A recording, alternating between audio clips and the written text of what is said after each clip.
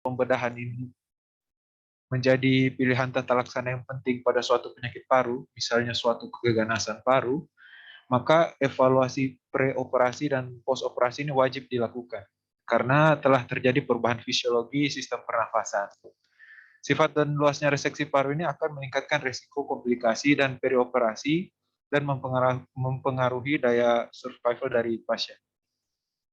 Nah, berdasarkan jurnal tahun 2012 oleh Cleveland Clinic Journal of Medicine, itu disampaikan bahwa evaluasi fungsi paru postoperasi dinilai dalam berbagai interval waktu, itu didapatkan nilai FFO1-nya itu 84 sampai 90% dari nilai FFF1 dari preoperasi untuk yang lobektomi, sedangkan yang post pneumonektomi itu jadi 64 sampai 66%. Nilai DLCO juga terjadi penurunan, begitu pula dengan VO2 max. Jadi post tindakan reseksi paru pasti akan terjadi penurunan dari fungsi-fungsi paru. Nah, tujuan kita melakukan tindakan evaluasi preoperatif dan postoperatif ini adalah untuk mengidentifikasi perubahan fisiologis sistem respirasi pasca pembedahan dan pasca anestesi. Nah, kemudian kita dapat nanti menentukan risiko morbiditas pada pasien. Kemudian kita dapat menentukan komplikasi pembedahan, baik itu komplikasi jangka pendek maupun komplikasi yang jangka panjang. Nah, reseksi paru itu adalah suatu tindakan operasi pengambilan sebagian atau seluruh paru. Nah, ada beberapa macam teknik reseksi paru, ada wedge resection, ada segmentektomi, itu adalah segmen-segmen parunya yang diambil. Kemudian ada lobektomi dan ada pneumonektomi. Nah, bagaimana evaluasi preoperasi? Evaluasi preoperasi ini mulai dari anamnesis dan pemeriksaan fisik. Ini sebagaimana yang kita tahu bersama bahwa anamnesis ini akan menunjang 70% dari diagnosis. Jadi ini tetap penting, anamnesis apa yang perlu kita tanyakan? Dari anamnesis yang perlu kita tanyakan itu adalah kondisi gejala klinisnya apa, misalnya batuk, sesak nafas, dan lain-lain. Terus yang perlu kita tahu adalah apakah pasien ini ada riwayat merokok, terus kebiasaan merokoknya seperti apa, pekerjaannya di mana, apakah sering terpapar dengan zat-zat polutan yang berisiko terhadap sistem pernafasan. Kemudian dari pemeriksaan fisik, nah ini umumnya dari pemeriksaan fisik ini kita dapat melihat dengan pemeriksaan paru dan nanti kita bisa melihat apakah ada gangguan dalam sistem parunya atau tidak. Nah, yang paling saya tekankan di presentasi saya ini mengenai pemeriksaan penunjang, yaitu tes fungsi paru.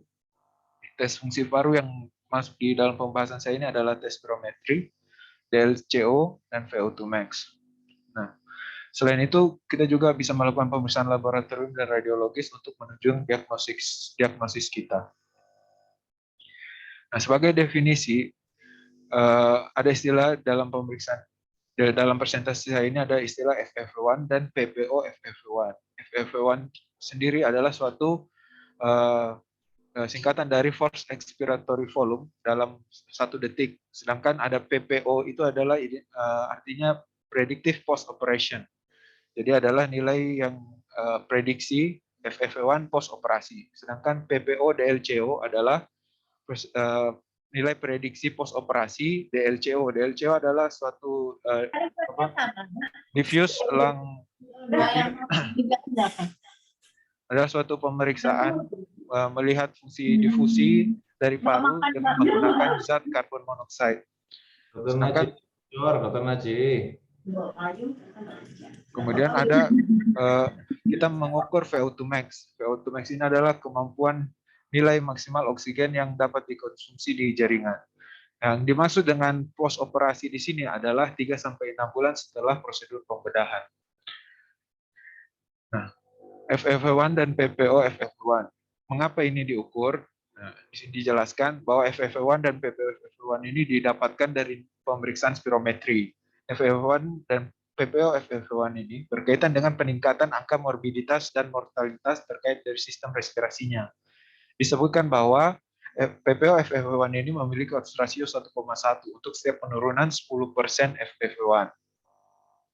Nah, jadi FFV1 itu yang dianggap resiko rendah ketika nilainya lebih dari 60% atau PPO FFV1 lebih dari 40%. Kemudian indikasinya dilakukan pemeriksaan FFV preoperasi adalah jika tidak terdapat bukti dyspnea atau sesak nafas yang tidak semestinya saat aktivitas atau tidak ditemukan penyakit paru interstisial.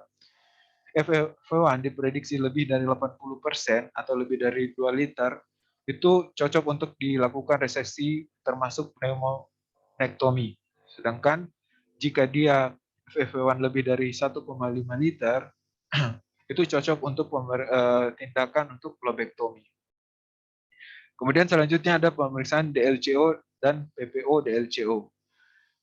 Penurunan PPO DLCO ini sangat berkaitan dengan risiko komplikasi dan mortalitas post-reseksi paru. Presentasi PPO DLCO ini, kalau bila dia kurang dari 60%, ini berkaitan dengan 25% mortalitas dan 40% morbiditas penyakit paru. Mengapa demikian? Karena DLCO ini sendiri, sebagaimana kita tahu, fungsinya itu dari pemeriksaan ini kita bisa menilai apakah fungsi difusi dari sistem pernafasannya kita ini masih normal atau tidak, atau sudah terjadi penurunan. Nah, bagaimana hubungan antara FFV1 dan DLCO? Sebagaimana disebutkan tadi, bahwa PPO DLCO ini merupakan prediktor komplikasi dan mortalitas kardiopulmonal, bahkan pada pasien dengan FFV1 yang normal. Jadi, kita tidak dapat melakukan pemeriksaan yang terpisah antara FFV1 saja atau DLCO saja. Jadi, kita harus melakukan pemeriksaannya, harus ada pemeriksaan FFV1 sekaligus dan pemeriksaan DLCO. Lebih dari 40% pasien dengan FFV1 yang memiliki nilai lebih dari 80% dapat memiliki nilai DLCO yang kurang dari 80%. 7% dari mereka ini memiliki nilai PPO DLCO yang kurang dari 40%. Nah, bagaimana kita mengestimasi prediktif postoperatif untuk FFV1 dan DLCO? Kita dapat menggunakan metode anatomi atau perhitungan segmen khusus ini yang dilakukan kalau kita mau melakukan lobektomi. Nah, rumusnya seperti berikut. Jadi, prediktif postoperatif FFV1 itu sama dengan FFV1 preoperasi dikalikan dengan 1 dikurang Y atau per Z. Y adalah jumlah segmen paru yang sehat dan Z adalah jumlah segmen paru yang fungsional. Begitu pula dengan PPO DLCO. Rumusnya hampir sama, cuma kita ganti dengan nilai DLCO preoperasi. Nah, kemudian untuk kita melampirkan datanya dalam bentuk presentasi dari nilai prediksi tersebut. Jadi nilai presentasi PPO FFV1 itu rumusnya sama dengan nilai PPO FFV1 pasien yang dari rumus sebelumnya itu dibagi dengan nilai prediksi normal FFV1 dikali 100. Begitupun dengan menentukan persentase dari PPO DLCO. Nah, ini sebagaimana kita tahu ini adalah segmen paru. Jadi paru ini terdiri dari 19 segmen, 10 segmen di lobus di paru kanan dan 9 segmen untuk di paru sebelah kiri. Kemudian ada pemeriksaan berikutnya, ada pemeriksaan exercise test. Nah, exercise test ini tujuannya adalah untuk memberikan beban pada sistem kardiopulmonal atau sistem pendistribusian oksigen dan mengestimasi kebutuhan fisiologis yang tersedia setelah pembedahan. Nah, pertama ada cardiopulmonary exercise testing. Ini adalah suatu alat pengujian fisiologis canggih yang memberikan evaluasi yang objektif terkait kapasitas fungsional paru dan jantung. Nah, ketidakmampuan untuk melakukan pemeriksaan CPET preoperasi ini adalah indikasi kapasitas aerobik dari pasiennya terbatas. Standar CPET menggunakan VO2 max telah menunjukkan prediksi komplikasi postoperasi, termasuk morbiditas dan mortalitas perioperasi. Nah, berdasar indikasi pemeriksaan CPET ini berdasarkan ACCP atau Asosiasi Dokter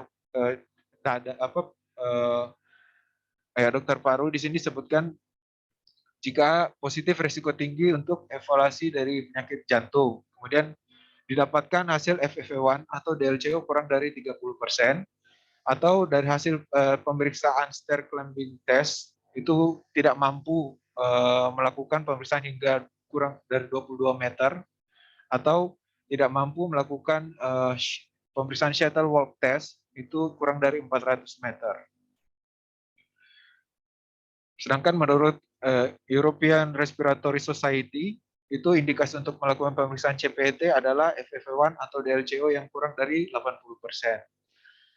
Nah, dari pemeriksaan CPET ini kita dapat menentukan nilai VO2 max. Nah, dari VO2 max ini, bila kita dapatkan hasil lebih dari 20 mili per kilogram per menit, ini atau lebih dari 75%, diprediksi bahwa dapat dilakukan reseksi terencana untuk bahkan hingga pneumonektomi.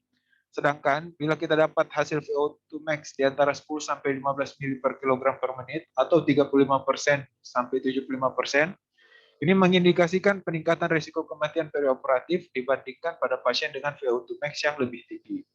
Sedangkan bila VO2 max yang kurang dari 10%, 10 mili per kilogram per menit atau kurang dari 35%, ini risiko tinggi kematian postoperasi.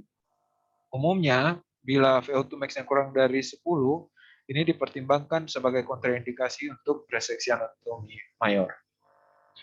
Kemudian ada pemeriksaan sederhana, yaitu ada stair climbing test, ada shuttle walk test, dan 6-minute walk test. Stair climbing test ini dapat digunakan sebagai lini pertama uji screening fungsional kepada pasien yang dilakukan operasi secara aman. Cuma pemeriksaan ini ada keterbatasannya. Misalnya pemeriksaan ini kurang terstandarisasi. Kita untuk durasi naik tangganya tidak dapat ditentukan, berapa kecepatan yang harus digunakan juga tidak ditentukan, jumlah langkah pada setiap percobaan juga tidak dilakukan. Kemudian ada pemeriksaan berikutnya, ada shuttle walk test. Nah, shuttle walk test ini prosedurnya itu jadi nanti dibuat ada 2 titik yang jaraknya kurang lebih 10 meter. Jadi pasien akan diminta untuk berjalan mengitari kedua titik tersebut. Kecepatannya akan ditingkatkan dalam setiap menit secara bertahap. Akhir pemeriksaan ketika pasien merasa sulit bernafas, akhir pemeriksaan ini ketika pasien merasa sulit bernafas dan dalam menjaga kecepatannya. Bila pasien tidak mampu menyelesaikan 25 putaran atau 250 meter pada 2 kali percobaan, ini menunjukkan bahwa VO2 max-nya ini kurang dari 10 mili per kilogram per menit. Kemudian ada 6-minute walk test. Nah, ini adalah satu prosedur pemeriksaan untuk mengukur jarak tempuh yang dapat dilakukan pada pasien dalam waktu 6 menit. Dan pasien diminta untuk berjalan selama periode 6 menit. Kecepatannya tergantung kemampuan pasien sendiri. Jadi yang kita tentukan adalah interpretasi dari jarak tempuh selama 6 menit. Tapi menurut guideline terkini bahwa pemeriksaan 6-minute walk test ini seharusnya tidak dilakukan lagi dalam menentukan risiko preoperasi. Nah, berikut adalah bagan untuk pemeriksaan pulmonary function test untuk menentukan derajat risiko pembedahannya. Pertama kita menentukan PPO FEV1 dan PPO DLCO. Setelah kita dapat menentukan, bila dia nilainya lebih dari 60%, maka kita langsung bisa menentukan bahwa pasien ini risiko rendah untuk dilakukan reseksi paru. Apabila nilai PPO FEV1 dan PPO DLCO sekitar 30-60%, maka kita harus lanjut ke pemeriksaan, bisa melalui CPET atau menggunakan pemeriksaan yang sederhana tadi, apakah stair walk climbing dan lain-lain. Nah, sedangkan bila kita dapatkan hasil PPO FEV1 dan PPO DLCO kurang dari 30%, pemeriksaan ini kita lanjutkan dengan pemeriksaan CPET. Tidak dianjurkan untuk melakukan pemeriksaan pemeriksaan tes fungsi paru yang sederhana tadi. Nah, kemudian dari hasil pemberian CPET ini akan kita dapatkan nilai VO2 max. Seperti yang saya jelaskan tadi sebelumnya, bila VO2 max lebih dari 20 mili per kilogram per menit, bahwa kita dapat menyimpulkan bahwa pasien ini memang resiko rendah untuk dilakukan pembedahan. Sedangkan bila nilai VO2 max-nya 10-20 mili, ini adalah resiko sedang. Sedangkan resiko berat bila VO2 max-nya kurang dari 10 mili per kilogram per menit. Apa yang dimaksud resiko sedang? Risiko sedang ini dianggap bahwa cadangan fungsional pasien cukup untuk menahan stres operasi dan dapat melakukan aktivitas sehari-hari pada pasca operasi. Ekspektasi untuk risiko mortalitas kurang dari 1%, dan bahwa reseksi anatomi baik itu pneumonektomi atau lobektomi pada pasien ini dapat dilakukan. Sedangkan risiko sedang adalah morbiditas dan mortalitas ini dapat bervariasi sesuai dengan tadi hasil pemeriksaan fungsi paru dan luasnya reseksi paru. Manfaat pembedahan harus dianggap lebih besar dibanding risiko pembedahannya sebelum dilakukan reseksi paru.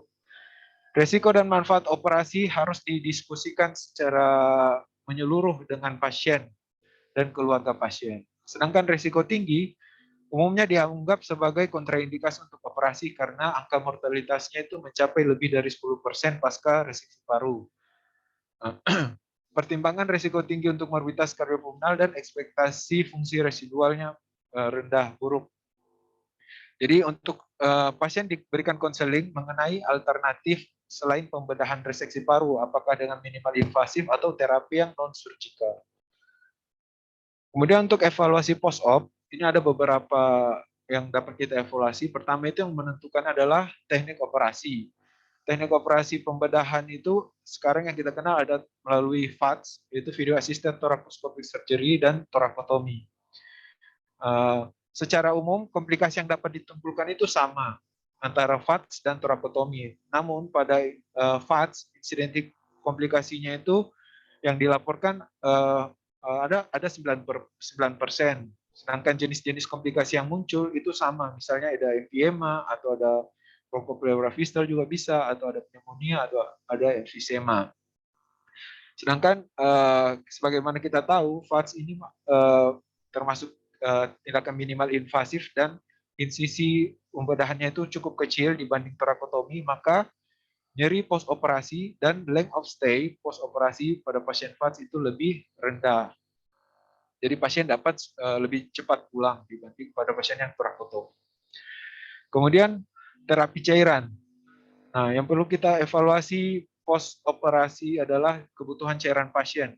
Jadi kita harus memberi terapi cairan. Nah, menurut Chow dan Slinger, untuk pasien yang perioperatif pembedahan paru dan esofagus, ini mereka membuat guideline-nya. Yang pertama itu keseimbangan cairan positif total pada 24 jam pertama post operasi tidak lebih dari 20 mili per kilogram. Kemudian pemberian kristaloid itu harus kurang dari 2 liter di intraoperasi atau kurang dari 3 liter pada 24 jam pertama post operasi. Sedangkan koloid digunakan untuk mengganti keseimbangan volume atau kehilangan darah. Kemudian output urin yang lebih dari 0,5 mili per kilogram per jam tidak perlu menjadi patokan pada awal post operasi, kecuali pada pasien tersebut ada risiko akut kidney injury. Nah, jika post operasi membutuhkan peningkatan perfusi jaringan, maka perlu dilakukan pemasangan monitor hemodinamik yang invasif. Kemudian perlu dilakukan terapi nutrisi. Umumnya pada pasien preoperasi itu diminta untuk berpuasa. Nah, apabila jadi untuk nutrisi enteral ini dapat diberikan pada 12 jam pertama setelah pembedahan. Bila pasien telah mencapai kestabilan hemodinamik untuk menghindari iskemi intestinal. Kebanyakan pasien mampu mentoleransi adekuat nutrisi postoperasi maksimal 1 minggu. Kemudian evaluasi berikutnya adalah pemasangan chest tube, seperti mungkin yang dijelaskan tadi sama saudara Richard. Nah, indikasi untuk pemasangan ini adalah untuk drainase dari kavum pleuranya, apakah itu cairan atau darah atau udara. Nah, untuk metodenya kita dapat menggunakan suction aktif maupun suction pasif. Yang paling sering kita gunakan di Sutomo adalah menggunakan sistem 3 botol, yang mana botol pertama itu digunakan untuk menampung cairan atau darah, botol kedua adalah water seal-nya, yang ketiga adalah untuk mengukur atau untuk mengatur tekanan suctionnya, tekanan WSD-nya. Nah, untuk pada pasien dewasa kita mengatur tekanan itu dari minus 15 hingga minus 25 cm H2O. Pada pasien anak itu kita mengatur tekanan minus 8 sampai minus 10 cm H2O. Bila ada kesulitan ekspansi paru, tekanan dapat diubah hingga minus 70 cm H2O. Kapan kita mulai mencabut chest tube? Nah, ini ada kriterianya. Kriteria klinis yaitu paru sudah mengembang, pasien tidak sesak, evaluasi suara paru kanan dan kiri ini terkesan normal. Kemudian kualitas cairan yang keluar dari chest tube itu sudah mulai sekret atau sekretnya itu serose. Kemudian dari kuantitas, jumlah produksinya kurang dari 100 cc per 24 jam atau kurang dari 50 cc per 24 jam pada pasien pediatrik. Kemudian dari kita lihat dari pemeriksaan cek X-ray radiologi, paru sudah mengembang dan cairan sudah mulai berkurang. Kemudian yang terakhir ini adalah evaluasi untuk mencegah kita melakukan fisioterapi paru, fisioterapi pernafasan. Tujuannya adalah untuk mencegah atelektasis. Caranya adalah dengan membuang sekret dan pengembangan paru. Nah, bagaimana ini bisa mencegah atelektasis? Karena dengan kita membuang sekret itu kita menurunkan penyempitan dan jalan nafas dan meningkatkan respiratory flow. Nah, bagaimana strateginya untuk chest physiotherapy? Chest physiotherapy ini ada beberapa strategi, yaitu pertama ada manajemen nyeri, kemudian kita mengatur posisi pasien, early upright position post operasi, kemudian ada early mobilization, jadi dimobilisasi secepat mungkin setelah pasien post operasi, setelah pasien sadar, hemodinamik stabil. Kemudian kita manuver untuk mengembangkan paru, kemudian kita lakukan teknik untuk membersihkan jalan nafas, kemudian memperbaiki postur pasien.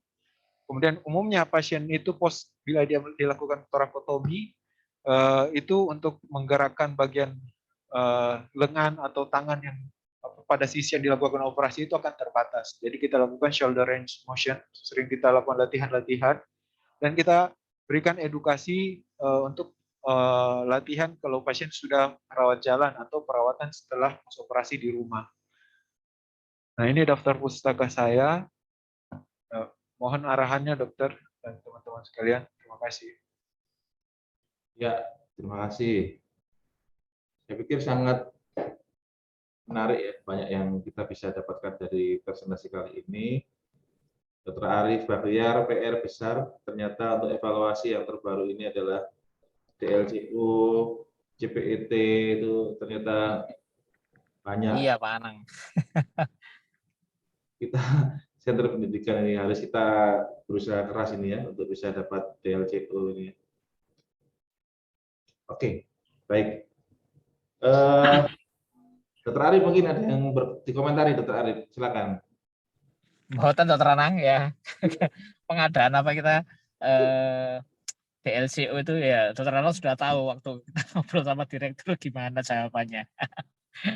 Iya, memang susahnya karena kan kita kalau mengajukan berdasarkan berlatar belakang perlunya untuk perkembangan ilmu ya sudah sulit.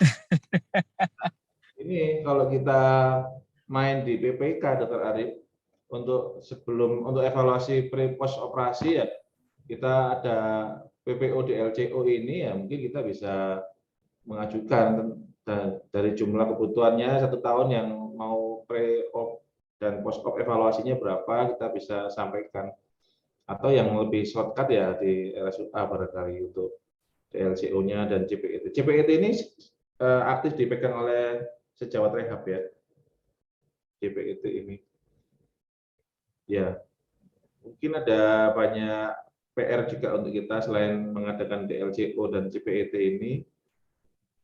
Seperti mungkin ada dong yang bikin TK tentang sport manajemen untuk pemeriksaan paru ya. Contohnya pemeriksaan kesehatan paru atau atlet misalkan Persebaya mau direkrut Persebaya dicek paru-parunya bagus apa enggak, kardiopulmonary fitness-nya bagaimana. kita ada wadah untuk sport medicine ya, Dokter Arif ya. Itu orto yang megang banyak berperan di sana. Ya, sama rehab ya. Ya, sama rehab. Lalu kan gimana CPET kan kardiopulmonari, mestinya ada orang pulmonarinya mestinya. Tahu ini dari divisi asma PPOK atau paru kerja, yang jelas bukan divisi imunologi ya. Baik, saya buka diskusi. Barangkali ada yang mau bertanya, silakan. Ini mau bisa difoto di handphone ini, ini penting ini untuk ujian nasional ini, untuk penilaian cardiopulmonary fitness di sini. Ada pertanyaan mungkin dari audien PPDS, Dr. Budiarto, Dr. Yakin, atau Chief yang lain, Pak Adila? Ini masih habis Jumatan liar-liar ini. Assalamualaikum, selamat siang Bapak Kadep. Ya. Oke, Samsul dokter, mohon izin bertanya dok. Silakan. Oke, mohon izin bertanya, apakah selama ini di Sutomo terkait dengan pasien untuk dilakukan wet resection atau lobektomi dan penektomi untuk prediksi dan pre dan POP-nya menggunakan prediksi apa? Apakah menggunakan spirometri? Kemudian apakah bagaimana jika pasien tersebut tidak dilakukan penilaian spirometri? Terima kasih. Ya, silakan. Tak tambahi pertanyaannya Dr. Samsul Baru, tak tambahi untuk misalkan ya kembali lagi untuk ya kan dari kesehatan TNI kan ya, untuk anak buah untuk pemeriksaan ini masuk di divisi yang elit, misalkan diperiksa ini CPET atau apa gitu, mestinya bagaimana untuk pemeriksaannya ini, Dr. Cesar, silakan. Siap, dokter. Izin yang saya baca, yang setahu saya yang selama ini, itu kalau pada pasien di Sutomo sebelum dilakukan pembedahan reseksi paru, itu tetap dilakukan tes fungsi paru dengan spirometri. Kemudian terkait bila tidak ada alat tadi seperti DLCO atau CPET, itu sebenarnya di literatur itu diperbolehkan untuk mengestimasi fungsi paru itu menggunakan pemeriksaan radiologi, misalnya dengan CT scan paru. Tapi pemeriksaan ini tidak dapat kita pegang secara seutuhnya karena hasilnya itu berupa estimasi dan istilahnya tidak mewakilkan nilai fungsi paru yang sebenar-benarnya, karena banyak biasnya. Misalnya pada saat CT scan itu ternyata dia tidak inspirasi maksimal atau tidak ekspirasi maksimal, jadi kita tidak dapat menentukan fungsi total volume paru yang sebenarnya dari pemeriksaan CT scan. Kemudian sebenarnya itu sih yang saya sempat baca, dok, mohon arahannya dokter. Iya, kita selama ini ya dengan based on spirometri saja ya. Ya ini gunanya untuk update jurnal, judulnya yang kita ulang lagi selama mungkin ini dulu judulnya 5 tahun ke belakang, ini ada update-nya, dan ini juga tahun 2019 ya. Pertanyaannya yang menarik adalah ini kan estimasi ya, estimasi dengan spirometri dengan CT scan atau imaging ya. Apakah ada perbedaan yang bermakna tentang bagaimana ini kan kayak apa ya, kan screening ya, apa ya, untuk pemeriksaan sebelum operasi ini. Apakah ada perbedaan yang secara ilmiah, ada penelitiannya hanya dengan spirometri aja atau dengan DLCO dengan CPET ini, apakah ada perbedaan yang bermakna? Izin dok, kalau untuk sampai itu saya belum temukan jurnalnya dokter. Apakah ada perbedaan kalau tanpa dilakukan CPT sama DLCO? Iya, ini sangat basic ya ini ya. Ya perlu untuk kita diskusikan lagi. Kalau misalkan bisa kita turunkan ke PPK, ya kita bisa diskusi dengan manajemen rumah sakit. Jadi DLCO nggak hanya di center pendidikan tipe A saja, yang lain-lainnya juga tipe B, tipe C, barangkali bisa diadakan juga untuk pemeriksaan rutin. Oke, baik. Saya buka lagi forum diskusinya. Barangkali ada pertanyaan, silakan. Ya dokter, ya dok, Assalamualaikum dok, dengarkan dok. Kan. Ya dokter, dokter Cesar saya ingin bertanya dokter, menyambung pertanyaan dari dokter Samsul tadi. Memang kadang-kala kalau umpama kita dimintakan konsultasi yang pada malam hari yang membutuhkan jawaban untuk menilai prediksi daripada tindakan operasi sito, kadang-kala ya kalau memang kita membutuhkan akan menilai secara spirometri, saya rasa tidak mungkin kalau agak tengah malam mungkin kita dikonsulkan. Kami seringkali menggunakan yang disebut dengan ARISCAT score. Jadi ARISCAT score itu adalah skor yang digunakan kadang-kala oleh anestesi. Saya ingin tanyakan kepada Dr. Cesar terkait dengan penggunaan daripada ARISCAT score ini, apakah memang sangat artinya bisa memprediksi terkait dengan risiko tindakan pada pasien-pasien yang sito atau segera untuk dilakukan untuk menilai prognosis daripada tindakan. Terima kasih dokter.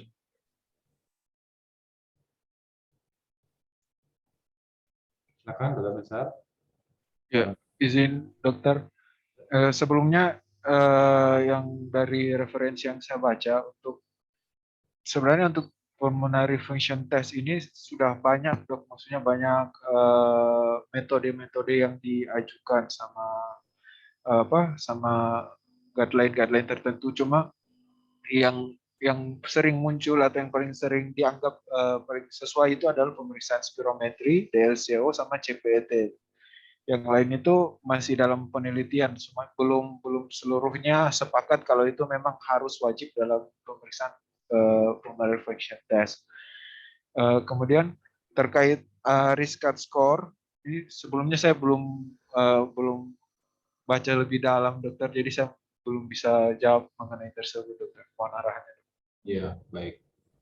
Saya pikir itu sangat menarik, Dokter Hakim, untuk dijadikan suatu penelitian ya tentang prognostik skornya ya, atau di screening test atau prognostik skornya yang kita bandingkan antara metode yang selama ini kita gunakan dengan yang ini. Tentunya juga antara dua metode itu kita melihat pada kelompok yang mana yang sebaiknya digunakan ataukah sama ya, karena mungkin ada perbedaan background-nya dengan yang pemeriksaan yang kita lakukan sebelumnya dengan yang pemeriksaan FEV1, DLCO dengan CPET ini. Sangat menarik sebenarnya, ini harus terus digodok ini untuk kita ini. Gitu ya, Dokter Yakin, perlu baca literatur lagi sepertinya ya. Oke, siap dokter. Oke. Terima kasih dokter. Ya, mungkin PR untuk weekend kita baca-baca ya. Oke. Kita ada DLCO tapi gasnya nggak ada. Ya, barangkali ada teman-teman BPDS yang tahu untuk menyiapkan gasnya itu, kita bisa memulai pemeriksaan DLCO sebenarnya di ruangan paru-paru itu ya. Cuman gasnya masih belum tahu ini di mana tempatnya. Baik, mungkin ada 1-2 lagi pertanyaan. Tidak ada ya, saya pikir waktunya sudah habis. Mungkin yang untuk ini saya bisa spotlight-nya ya di tabel ini sangat penting. Kemudian untuk sport management ada baiknya kita mulai bikin referat tentang itu, pemeriksaan pada misalkan atlet atau tentara ya, kita bisa pada kelompok yang sehat maupun kelompok yang sakit. Kemudian tadi disebutkan Mohon izin Bapak Kadep. Gimana? Oke dok, sejauh ini kalau di TNI untuk pada pasukan-pasukan tertentu seperti pasukan khusus seperti Kopaska, penyelam atau pengawal kapal selam, untuk tesnya memang ada tes kemampuan tempur dokter. Sejauh ini memang hanya spirometri, kemudian ergo dokter, kemudian satu lagi masuk chamber dokter, selam kering sedalam 18 meter, itu saja sih dok. Kemudian ini dokter kami satu lagi mau bertanya dok, terkait dengan rehabilitasi paru dokter, perannya ada di manakah pada pasien-pasien dengan postoperatif seperti pulse rate breathing atau three flow dokter. Terima kasih. Iya, untuk chest physiotherapy ini mau saya bahas tapi didului dokter.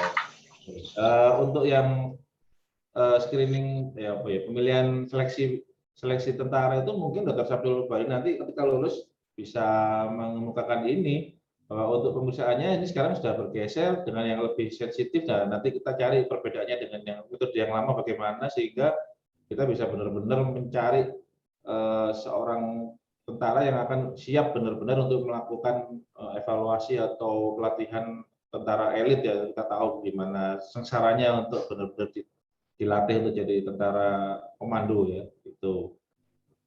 Kemudian untuk tes fisioterapi, jujur ya, saya sendiri juga posisinya itu masih bingung ya. Kadang-kadang untuk tes fisioterapi ya medik untuk merehabilitasi pasien, ya saya serahkan ke medik, tapi ada pada porsi yang bagaimana kita melakukannya juga. Kadang-kadang juga mikir kan obesitas, pasien wis wae, jalaran nyelatih nyebul-nyebul seperti itu ya. Tapi tetap itu memang harus kita sedikit banyak tahu ya, makanya nanti kita coba ada stase ke rehab untuk kita bisa belajar ya. Barangkali di tempat kita masih belum ada rehabnya, kita bisa melakukan rehab paru, tes fisioterapi ke pasien, karena kita tahu kan tes fisioterapi itu sangat membantu untuk pasien-pasien ya. Gitu. Mungkin ada komentar, Dokter Cesar? Ya, izin dok, kalau mengenai chest fisioterapi yang saya baca itu, chest fisioterapi itu bisa dimulai ketika 4-12 jam ketika pasien sudah hemodinamik stabil, sudah lepas dari anestesi, 4-12 jam post operasi. Nah, yang seperti yang sebutkan tadi bahwa chest fisioterapi ini strateginya seperti berikut ini.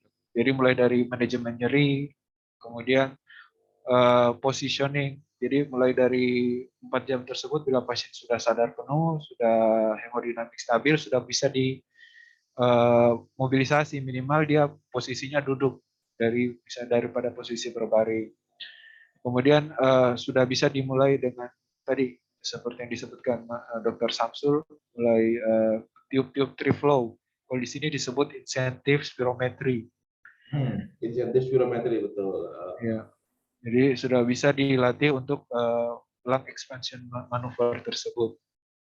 Kemudian kadang-kadang pasien post operasi itu posturnya tidak baik, sering dia ke arah bekas torakotomi pada umumnya. Jadi posturnya diperbaiki, duduknya tegak seperti itu.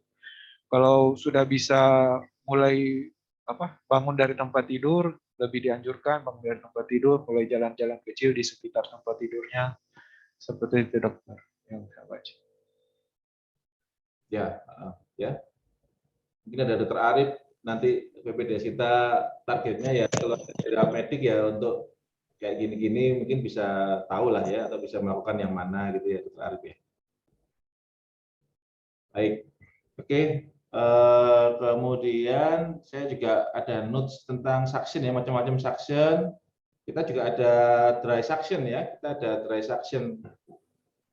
Di sini nggak ada ya dry suction. Nah, mari kita mulai menggunakan dry suction itu kita bedakan dengan pleuroevac. Apa perbedaannya, kita memiliki pengalaman klinis di sini ya. Sudah bisa diresepi belum ya dry suction ini ya? Dr. Reake dan Samsul? Masih belum ada ya? Sampun bisa dokter, diresepkan dokter. Tapi saat ini mungkin masih agak pada kosong dokter. Oke. Coba nanti kita 1-2 kali kita coba dry suction lagi. Kalau kosong saya dilapori, saya tak ngomong ke bagian pengadaan. Sudah masuk kok, masih kosong. Gunanya untuk kita ya, kita selama pendidikan di sini tahu, terasa nih pakai dry suction dibedakan dengan 3 botol seperti ini, kayak di pleuroevac itu kayak gimana, lebih cepat mana, enak mana, gitu kan ya. Saya juga penasaran juga tuh untuk dry suction itu gimana sih untuk pasien, enak apa enggaknya gitu ya.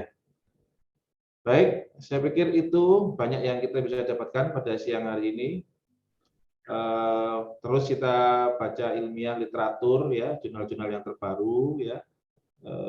Tentunya ya inilah gunanya update judul referat, kita bisa tahu dengan kepustakaan-kepustakaan yang terbaru ya. Mudah-mudahan bisa menambah pengetahuan kita dan meningkatkan kualitas layanan kita ke pasien-pasien kita ya. Terima kasih untuk Dr. Richard sama Dr. Cesar ya. Siap, terima kasih dokter. Daniel dan semua PPDS, terima kasih semua staf yang hadir, terima kasih atas kehadirannya. Jangan lupa ini nanti rekamannya ditaruh di YouTube-nya Pulmu UA ya, yang webnya Dr. Alfian yang di handle oleh Dr. Alfian. Kita akhiri pada ilmu medasi yang hari ini. Terima kasih. Billahi taufiq wal hidayah. Wassalamualaikum warahmatullahi wabarakatuh. Waalaikumsalam Waalaikumsalam warahmatullahi warahmatullahi wabarakatuh. wabarakatuh. Terima kasih semuanya ya. Saya live. Terima kasih dokter. Terima kasih, Dok. Terima kasih dokter. Terima kasih dokter.